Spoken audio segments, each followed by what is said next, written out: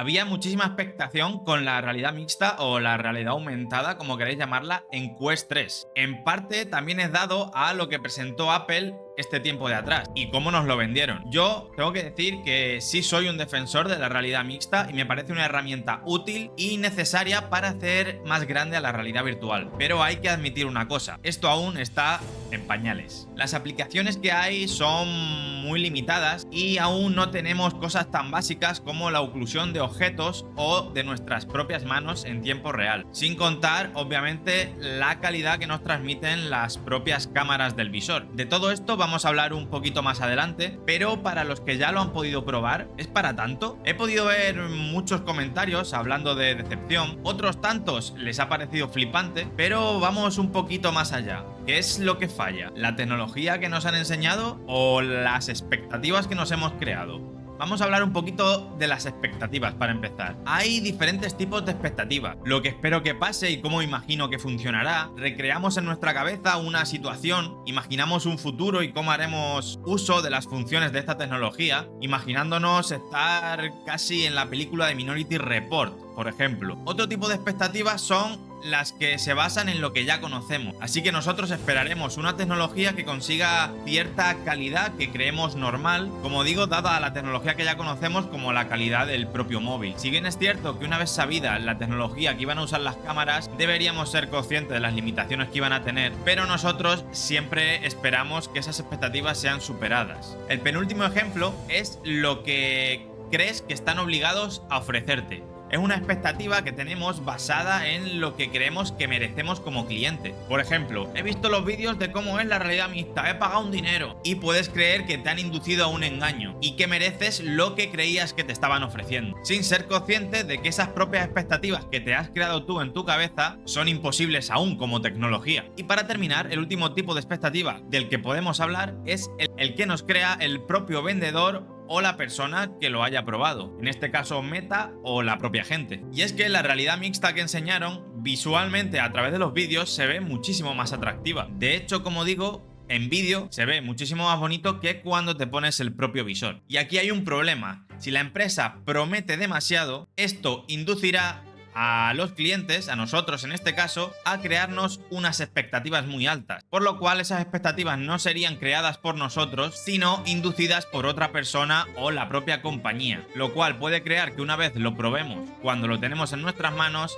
cause una gran decepción. Aún y con todo este discurso que he soltado de las expectativas y lo decepcionante que pueden llegar a ser, voy a tirar una lanza en favor de la realidad mixta. Tenemos que tener en cuenta que este es el primer acercamiento de la realidad mixta al consumidor, y todo lo que se había enseñado durante estos últimos años no estaba dedicado al consumidor, sino a ámbito profesional. Por lo tanto, esto aún tiene muchísimo margen de mejora. Podríamos decir que en cuanto a realidad mixta estamos en la primera generación. Todo esto va a avanzar más rápido de lo que creemos. De hecho, Meta ya ha hecho llegar diferentes herramientas para mejorar muchísimo la inmersión, pudiendo ya crear oclusión con nuestros brazos en el entorno e incluso oclusión de los objetos virtuales con los reales. Y esto hará que la inmersión de la realidad mixta aumente enteros. La calidad visual es la que es, aunque puede ser ajustada y revisada, pudiendo ir añadiendo pequeñas mejoras en la nitidez y arreglando ciertos problemas en deformaciones que se pueden apreciar en ciertos momentos.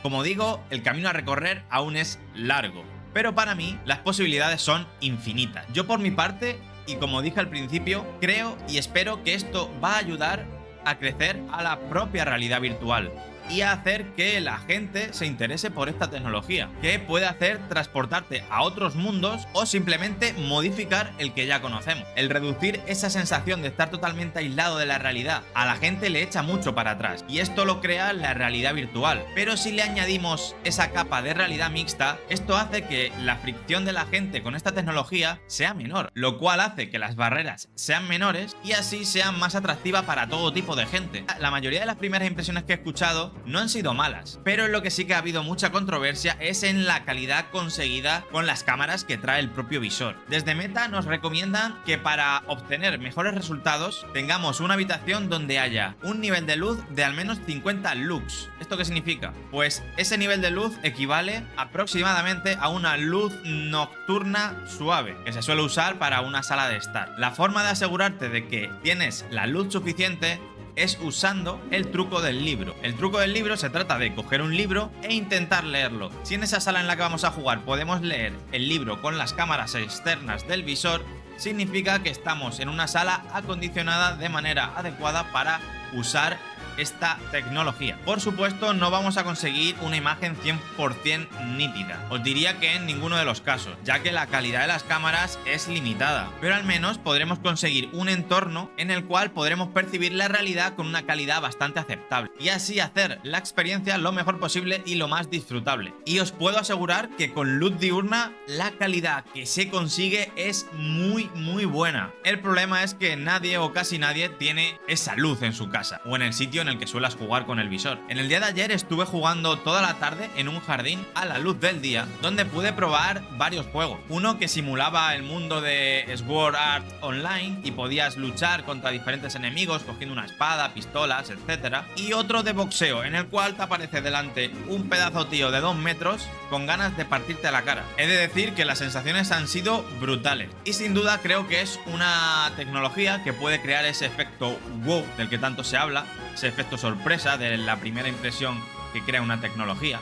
Y a todo el mundo que le pongas el visor de primeras y le enseñes esta experiencia, lo más probable es que quede impresionado nada más ponérselo. De hecho, le puse el visor a mi madre y de ¡ay, no guante! ¡Ay, Dios mío! ¡Ah! ¡Cuidado! ¡Qué miedo, Tomás!